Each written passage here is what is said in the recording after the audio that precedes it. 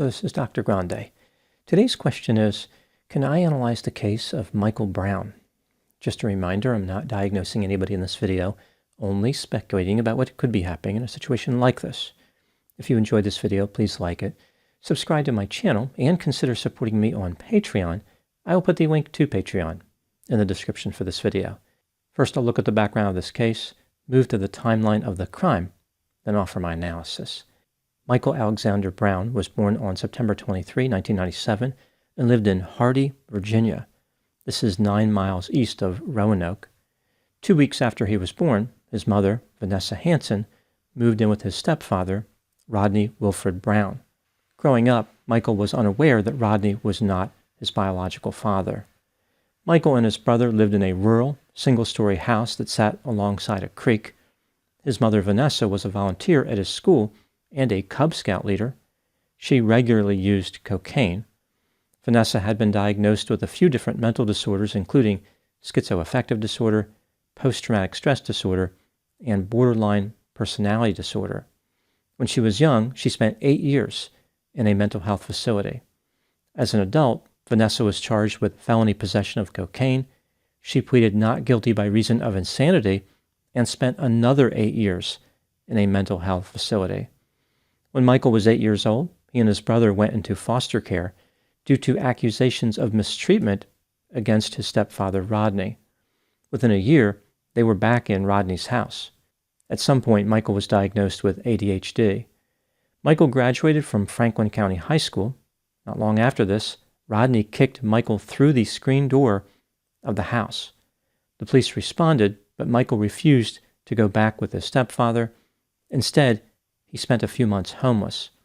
He lived at a nearby park in a janitor's closet and worked as a security guard. Michael wanted to join the Marines, but his ADHD diagnosis was holding him back. In July 2016, he married his girlfriend. After this, he was accepted into the Marines as a combat engineer in the 8th Engineer Support Battalion. While he was deployed in Italy in April 2018, his wife left him, and Michael started consuming alcohol. Not long after this, he was sent to North Carolina. Michael's mother told him a story about how Rodney had pointed an unloaded firearm at her head and pulled the trigger. In response to this news, Michael broke into Rodney's house and removed firearms. He also took his birth certificate, which is when he discovered that Rodney was not his biological father. Later, Michael said that he was relieved upon finding out, saying, quote, "Whatever was making him like that, I didn't have it in me," unquote. By this time, Michael was sleeping in a box trailer in a military base parking lot. He decided to steal a skid steer, which is a small machine used for construction. On October 18, 2019, Michael went absent without leave. Law enforcement officers found a note signed by Michael. It read, quote, "Blank this blank. Society is trash and life is too. I'm getting out of here and going far away to start a new life. I'm not going to prison over the skid steer I stole. By the way, no surprise, I stole the skid steer," unquote. It was no surprise because he just confessed to the theft in the prior sentence. Michael purchased a recreational vehicle that he used to pull a trailer containing a Lincoln Town Car. In late October 2019, he made his way to an RV park in Rimini, South Carolina. This is a small community that sits on Lake Marion, an hour southeast of Columbia. His behavior in the RV park was unusual. Every day he would put on a red shirt and a black tie, and it looked as though he was trying to hide the Lincoln Town Car. On October 31, 2019, Michael made his way to his stepfather's house in Hardy, Virginia, where he hid in a closet until his mother came home. Michael told Vanessa that he was a professional killer working for the Chamber, whatever that is, and his name was Wolf.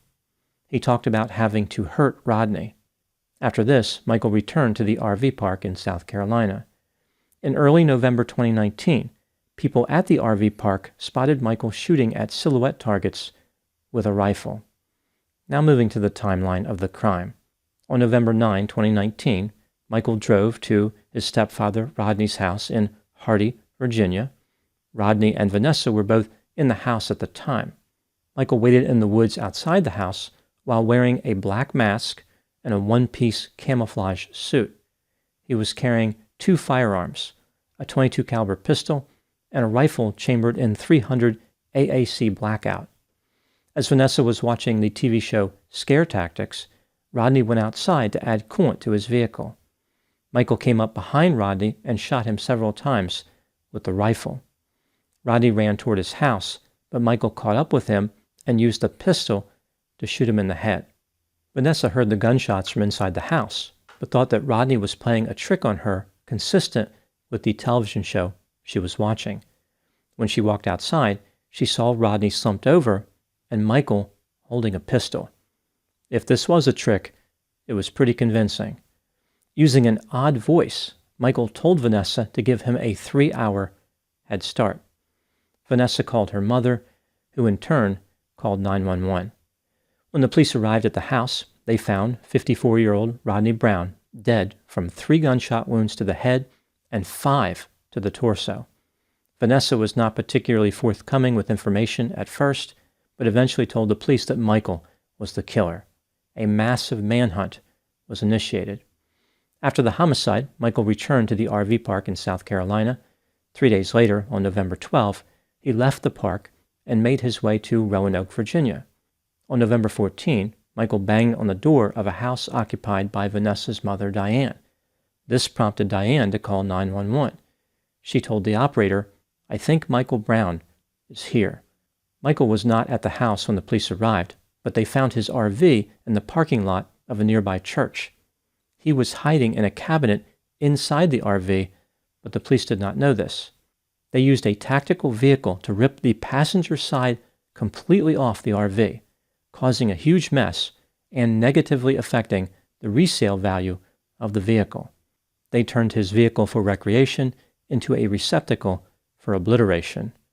At one point, as the officers were searching the RV, Michael heard one officer say to another, "Wouldn't it be some blank if he was in here?"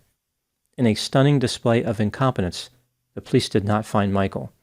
After the officers left, Michael ran away from what was left of his RV and hid.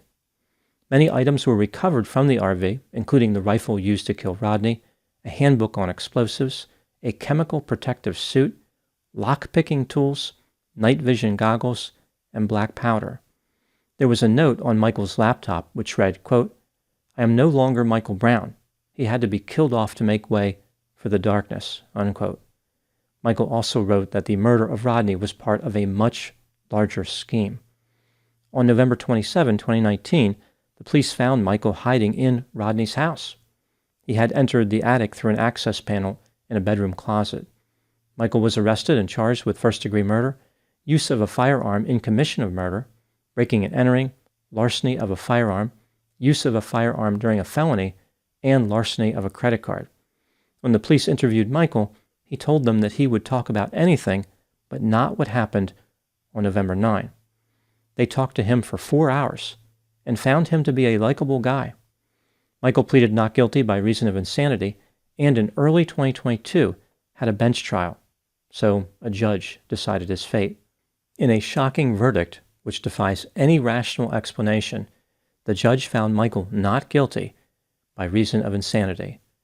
Michael told the judge, quote, "I'd like you to know that I take this very seriously and appreciate the second chance I've been offered by the court," unquote. There was one additional charge against Michael, breaking and entering with intent of larceny. He pleaded no contest to this offense and became a convicted felon. The sentence handed down was 7 years in prison, but it was suspended. Furthermore, Michael is forbidden from making any attempt to get his gun ownership rights restored. Now moving to my analysis. Here are my thoughts on a few areas that stood out to me in this case. Item number 1.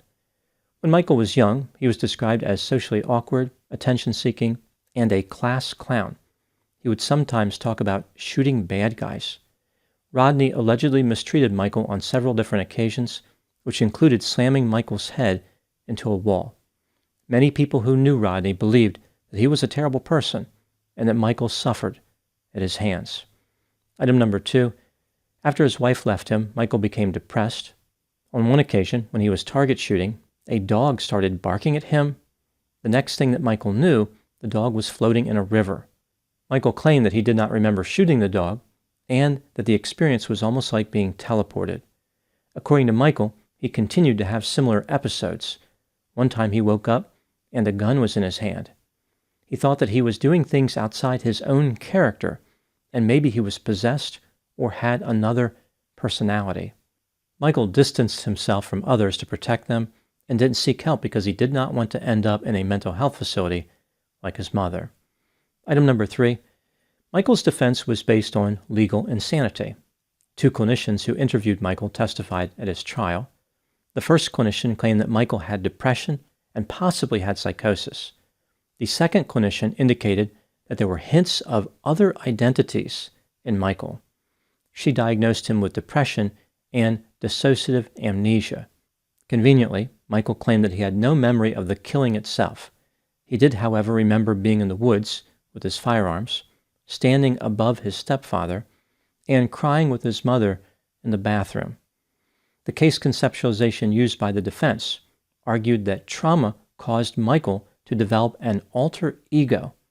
That personality returned years later to destroy the source of the trauma, namely his stepfather, Rodney Brown. The judge found Michael not guilty by reason of insanity after coming to believe that it was unlikely Michael could have fabricated the evidence to support the conclusions of the mental health clinicians. Item number 4, dissociative amnesia was the cornerstone of Michael's defense. There are 4 diagnostic criteria for this disorder: an inability to recall important autobiographical information. The symptoms cause clinically significant distress. The symptoms are not caused through substance use or a neurological condition, and the disturbance cannot be better explained by DID, PTSD, somatic symptom disorder, or neurocognitive disorder. Dissociative amnesia is a controversial disorder which may not actually exist. If it does, it is extremely rare. Item number 5. In the state of Virginia, in order for a defendant to be found not guilty by reason of insanity, one of 3 conditions must have occurred as a result of mental disease or defect. 1.